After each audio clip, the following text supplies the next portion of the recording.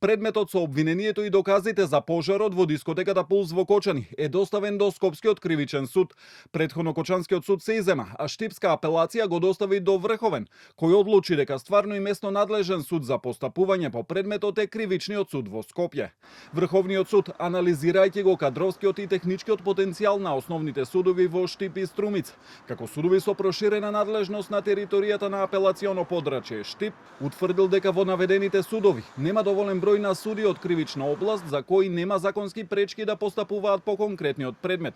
Од тие причини, Кривичниот суд во Скопје определен како надлежен за постапката. Имајќи ја предвид обемноста и сложеноста на предметот, бројот на обвинети и бројот на оштетени, обемниот доказен материјал и јавниот интерес за истиот, Врховниот суд ценел дека по конкретниот предмет треба да постапуваат судии од кривична област кои со стекнатото искуство и познавање на кривичната материја ќе овозможат гаранција за ефикасност, стручност, законито постапување, а преку постапката ќе допринесат и за сензибилизирање на јавноста, како што е наведено во решението на Врховен суд. Велат од Кривичанот каде додаваат и дека согласно АКМИ системот, обвинението ќе биде распределено на Совет за оценка на обвинение, ќе им се достави примерок на обвинетите и ќе почне да тече рокот за приговори, а потоа ќе биде закажана седница за оценка.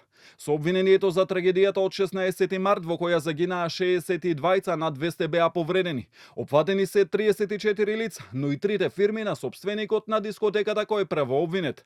Тие се обвинети за кривични дела со кои предизвикале значителна опасност за животот и телото на луѓето и за имотот од поголеми размери. Истрагата пак со која се опфатени околу 30 поранешни и сегашни полициски функционери и службеници ја води обвинителството за гонење на организиран криминал и корупција. Јавниот обвинител од специјализираното оделение за гонење на кривични дела ги презема сите неопходни дејствија за расветлување на случајот, меѓу кои сослушување на лица во својство на осомничени и во својство на сведоци, како и прибирање на други докази, велат оттаму. Инаку за 11 лица кои првично беа осомничени, обвинителството ја запре постапката со образложение дека нема докази. Еден од првично осомничените е починат и ја прекина истрагата и за членот на групата ДНК поради лошата здравствена состојба.